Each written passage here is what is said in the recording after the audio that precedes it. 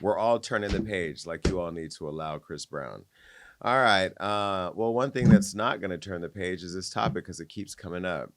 Charlie Kirk. Now, there's more updates to his assassination. As you all know, he's remained in the news cycle now for a week after the 31-year-old conservative activist was assassinated in broad daylight on camera, and we all watched that. In the last episode, we recapped all of Charlie's past inflammatory and race-baiting remarks and recapped the conflicting comments many had on social media. Even myself, I wasn't somebody who consumed a lot of Charlie Kirk stuff. I gave him a lot of grace during the last podcast, and I still stand behind the fact that nobody in America or anywhere in the world who gives their opinion should be assassinated because of that. What I will say is he was a vile, disgusting human being, and that is, two things can be true. You can believe that a person that says and does things that's really nasty, hurtful, and intentionally harming others is bad, and I think that's what Amanda Sills was getting at. I think she was just a lot more harsh in her criticism and lack of empathy. I think there can be a balance. And I can say I totally, absolutely disagree with everything that this man said and stood for, because what I think he was a caricature of what they want you to believe a pure American looks like. When you are a person that hates your neighbor or hates on people for being who they are or wanting everybody to be exactly like you are in under the veil of the Bible and Jesus Christ and all those things and the Latter-day Saints, then I think you're something beyond just a human being with an opinion. That still doesn't mean you need to be killed like that. And the man has a wife and a family. This is all turned into a mess. And I don't really know this man or what he stood for, or anybody around him and what they stood for. I mean, you could see the clips and kind of have an idea, right? But my point is that when somebody like this tragically is murdered, I understand the feeling of wanting vindication immediately and to do all these things. But when you have such a massive platform like this, that fueled a lot of the energy that ended up in what we're talking about right now. One would want to kind of turn the noise down, at least get through the burial, and then regroup and figure out what your strategy is. They have hit the ground running. They are still going. And we also learned that the FBI arrested the suspect in Charlie's murder. And he's since been identified as a 22-year-old Utah man named Tyler Robinson, who police said was turned in by his father. Let me show you a photo of the white man that killed the white man. And the reason why I bring up race, it's not that I'm race baiting. It's so many people are mad at black people, HBCU, this, HBCU, that. When we ain't got nothing to do with it. We did not get invited to your picnic. We did not load up the rifle. We did not climb up the building. We did not take aim. We did not take him out. We weren't even there to take cover. But yet somehow we've been thrown in the conversation because it's so easy to divide everybody and make them weak while you're doing all the other sneaky shit. Well, anyway, it's also since been reported that the shooter's bullet casings reportedly have messages engraved that read, "Hey, fascist," and "Catch." And if you read this, you are gay. If you read this, you are gay, laughing my ass off. Alleged text between Tyler and his roommate, which they're saying is allegedly his boyfriend. Now, I heard the person's trans and gay. I don't know what the person is. It's a roommate. Let's just call him a roommate for now. About Charlie's hatred. They've been revealed. Let me show you a photo of those texts real quick. Roommate, what? You're joking, right? Robinson, I am still okay, my love, but I'm stuck in Orem for a little while longer yet. Shouldn't be long until I can come home, but I got to grab my rifle still. To be honest, I hope he'd keep this a secret until I died of old. I hope to keep this a secret until I died of old age. I am sorry to involve you. Roommate, you weren't the one who did it, right? Robinson, I am sorry. Roommate, I thought they caught the person. Robinson, no, they grabbed some crazy old dude and interrogated someone in similar clothing. I had planned to grab my rifle from the drop point shortly after, but most of that side of town got locked down. It's quiet, almost enough to get out, but there's one vehicle lingering. Here's another post. Why? Why did I do it? Yeah, I had enough of his hatred. Some hate can't be negotiated out. If I am able to grab my rifle unseen, I will have left no evidence. Going to attempt to retrieve it again. Hopefully they have moved on. I haven't seen anything about them finding it. Roommate, how long have you been planning this? A bit over a week, I believe. I can get close to it, but there is a squad car parked right by it. I think they already swept that spot, but I don't want to chance it. I'm wishing I had circled back and grabbed it as soon as I got my vehicle. More text. Can I say something before I get into the third text? Why are you putting all this in writing? Now, you know, when you do dirt, you don't leave prints. But obviously, you thought you were in love with this person who wasn't going to tell on you. Well, now the person's a witness because you've sent the thing. Anyway, put the third text back up. I'm worried what my old man would do if I didn't bring back Grandpa's rifle. I don't even know if it had a serial number, but it wouldn't trace to me. I worry about prints. I had to leave it in a bush where I changed outfits. Didn't have the ability or time to bring it with. I might have to abandon it and hope they don't find prints. How the fuck will I explain losing it to my old man? Only thing I left was the rifle wrapped in a towel. Remember how I was engraving bullets? The fucking messages are almost a big meme. If I see notices bulge UWU on Fox News, I might have a stroke. All right, I'm going to leave it. That really fucking sucks. So what do you think about all that? I mean, obviously, this white man killed this white man because he was tired of all his hate. He was clearly texting his roommate, which allegedly, those of us who were in the closet at an early age had lots of roommates too. I had roommate. Hey, roommates. But roommate is code word for boyfriend that I'm sleeping with. And, you know, obviously his father, from what I've heard, allegedly is also MAGA and is strong MAGA follower. And I'm sure this kid had enough of it. So it's your own offspring that are killing you all off because they're sick of the hate. And somehow we got blamed for it. This is why we don't invite y'all to the cookouts, because this is the type of mixy shit y'all bring over. We don't need this energy. And now the boy is implicated. I'm thinking of the words. I don't know what. It's this foggy head cold.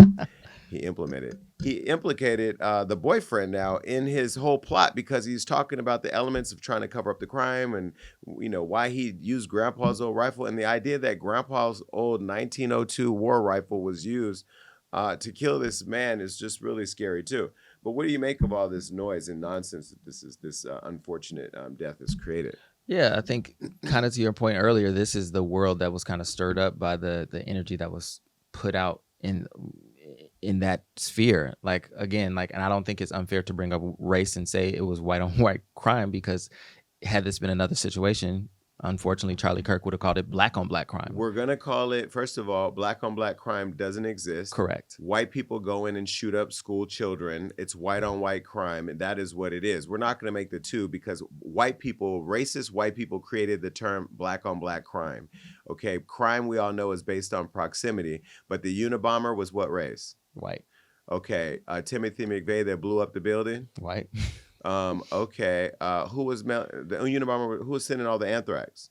Oh, I don't know. White. White. Bernie Madoff that stole billions of dollars from white people. White. White. Okay. Luigi Mangione. White. What I'm saying is, I'm not trying to race bait or rage bait. That is y'all's thing. I'm just calling out how I see it. We now know clearly that this is not an HBCU murder. Howard University did not say go do this. We just saw recently that the woman who's the WWE wrestler woman who's over education has defunded HBCU and black colleges $300-something million. Million or billion? A lot of money. So the point is that, you know, you don't want me to race bait or call out race or rage bait, but what the hell do you want me to do? Just act like race is not a factor? No, I'm going to call it what it is. And you know what? Hopefully I don't get assassinated for saying my opinion. He shouldn't be assassinated. He should have been able to say what he was saying, because sometimes you need that ignorance to be able to point to and say, this is not who we are. Now, I will say in this case, he's somebody who's decent looking. He's decent looking. Mm-hmm. He has the perfect family, the wife with the 2 children. He was packaged well for his brand. He's very articulate. The fact that he comes from nothing like me and is able to say, look, I came from nothing, but I still made everything of the American dream or whatever that is. Listen, I get it. He built a really solid brand, and for that, I give him his props. You can't take that from him, and he found people who believed in what he was saying and doing, and in many ways, they propped him up to be the face of a movement, and he successfully did that. And unfortunately, he died doing that. But when you go back and you look over all the stuff he said about Trayvon Martin, the stuff he said about almost everybody. Palestine. I mean, and now that they're trying to turn him into Martin Luther King, stop it. Stop it. Mhm. Well, elsewhere in the case, Utah County Attorney Jeff Gray has announced that prosecutors they're going to seek the death penalty against Charlie Kirk shooting suspect. This is what he had to say. Today, after reviewing the evidence that law enforcement has collected thus far, I am filing a criminal information charging Tyler James Robinson, age 22, with the following crimes.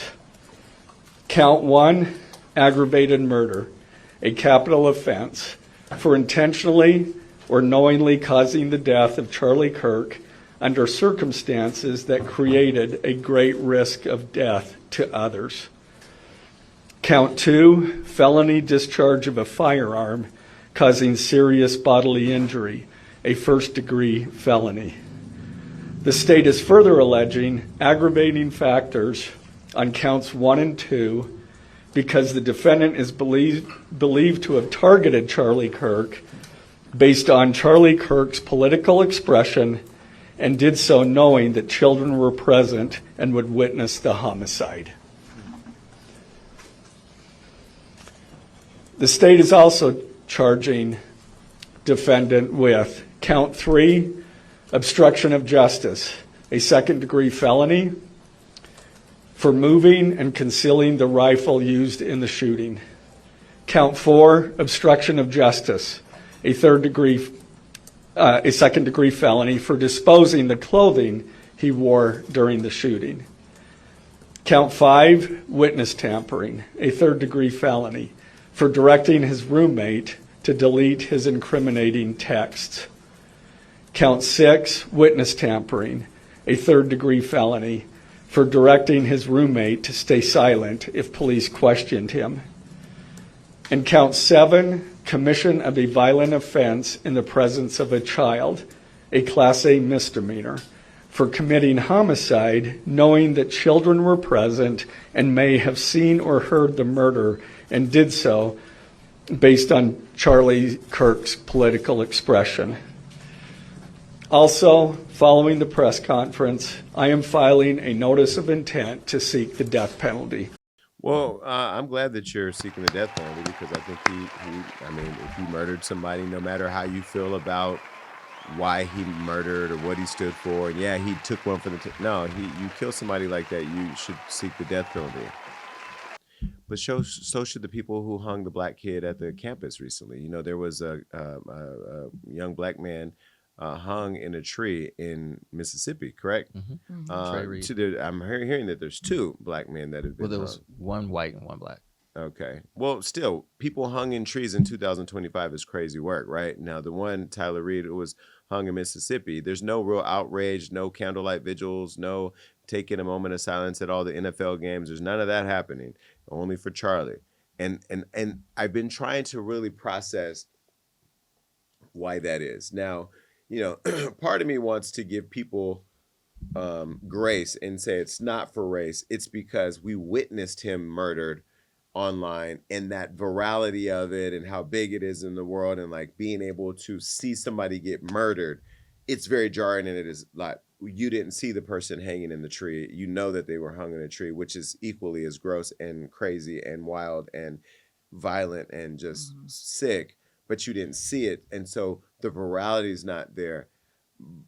But then the other part of me as a black man wants to say it's because he's white and the other one ain't because he's black. What do you think?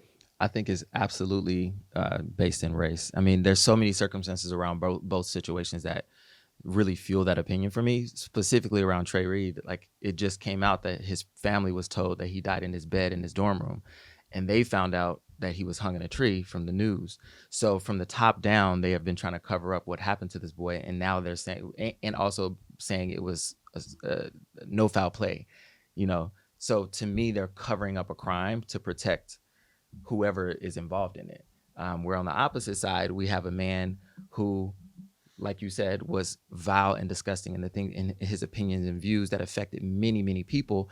And we see white people and conservative people and Christians across the board trying to whitewash everything that he said and trying to excuse the things that he said and trying to say, oh, you just don't understand the context behind what he said, when the words that were coming out of his mouth on a consistent basis cause harm to people of color, women, LGBTQ people, and now they're trying to have a national holiday of mourning for him on his birthday every year. Like, it's clearly based in race. Yeah.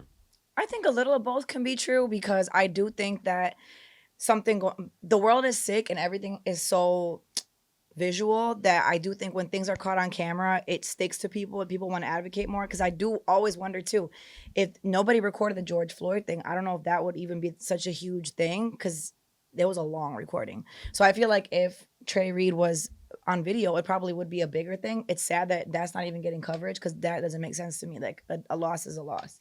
Well, also, the Epstein files aren't getting as much coverage. I just want to keep that out there. Now, Hello. meanwhile, Trump, who's been pedestalling Charlie and holding him up in front of the world as a person who has just, been gone too soon, and his family, saying that they've lost the world's next king, missed his vigil. Now, as hundreds gathered in D.C., the president was chilling at his golf club in Jersey. However, Press Secretary Caroline Leavitt insisted that Trump had Charlie in his thoughts and loved him so much. Elsewhere, Charlie Kirk's wife, Erica, broke her silence about continuing his work. Take a look. Evildoers responsible for my husband's assassination have no idea what they have done. They killed Charlie because he preached a message of patriotism, faith, and of God's merciful love. But they should all know this. If you thought that my husband's mission was powerful before, you have no idea. You have no idea what you just have unleashed across this entire country. In this world, you have no idea. You have no idea the fire that you have ignited within this wife. The cries of this widow will echo around the world like a battle cry.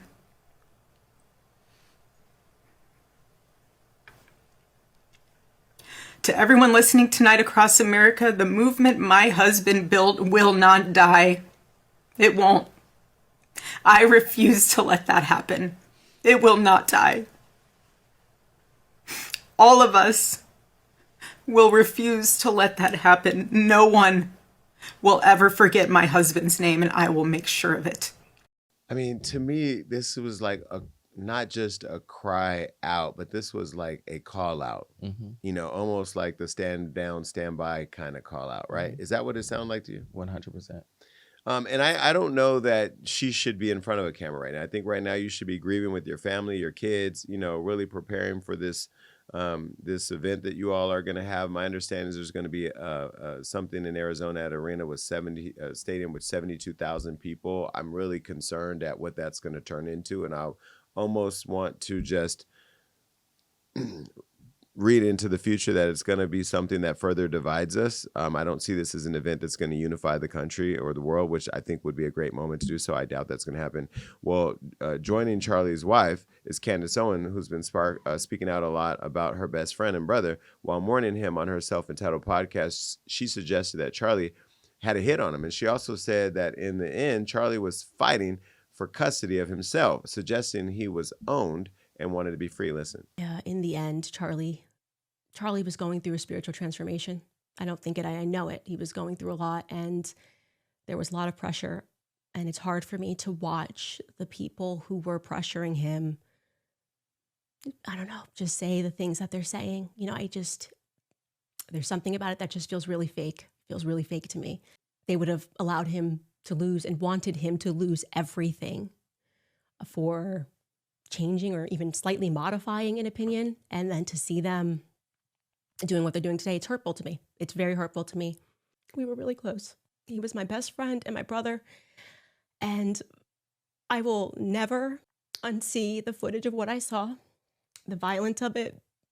I pray for the people who took any pleasure in that.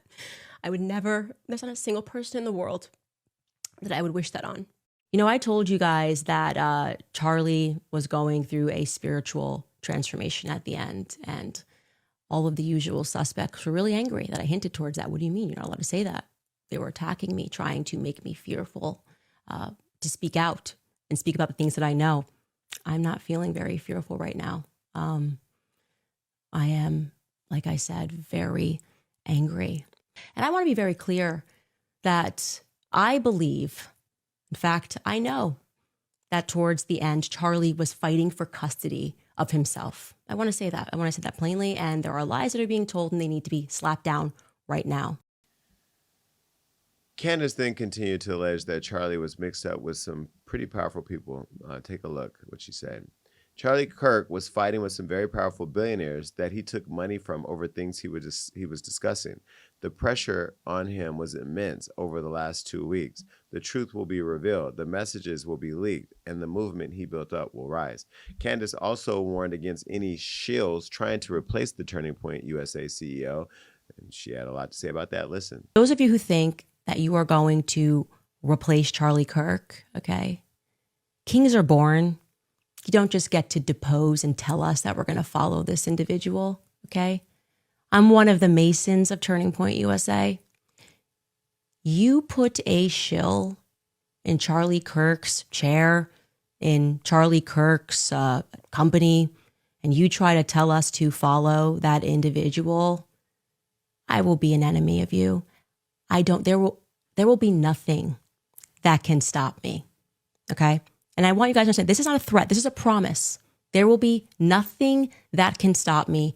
I will release every single text message. So to those of you who are trying that, I'm seeing the messages, I am telling you to back off right now. Like right now, don't do it, okay? Don't you think about it. I know exactly who you are. I know exactly who you were that were exerting pressure.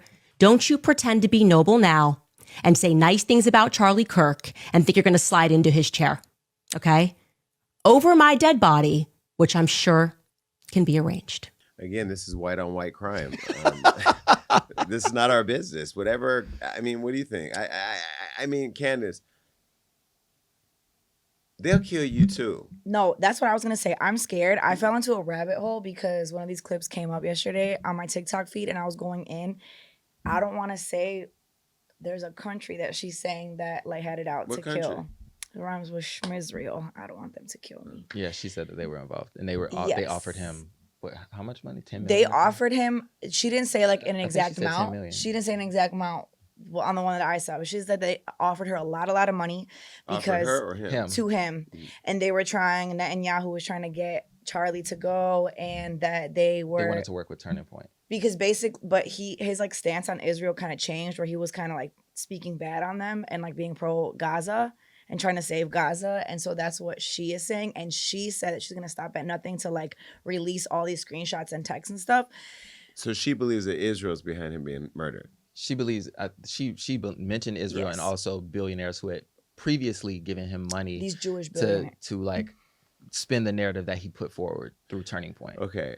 Well, first of all, Candace, you're already in trouble with France because you know what she said about Yes. the French president's wife. You know, And she's not stopping that either. She's gladly taking them to court too with Brigitte. I can't. Well, either way, I can't wait until this is out of the news cycle because we need to get back to some level of normalcy, although I don't know what normalcy is anymore. Again, I just want to end this topic with saying that I'm praying that we find more peace. You know, I want us to get back to a country and a world where we can say what needs to be said. We can say even the things that some would say don't need to be said, but have a debate in a way that's safe and that is inclusive of all. I just don't know how much longer this pressure pot can continue to have as much pressure in it. It's getting to a point to where it is overflowing. And now we have an assassination. We have Candace Owens saying she's going to call out Israel. I'm done. Okay, well, goodbye.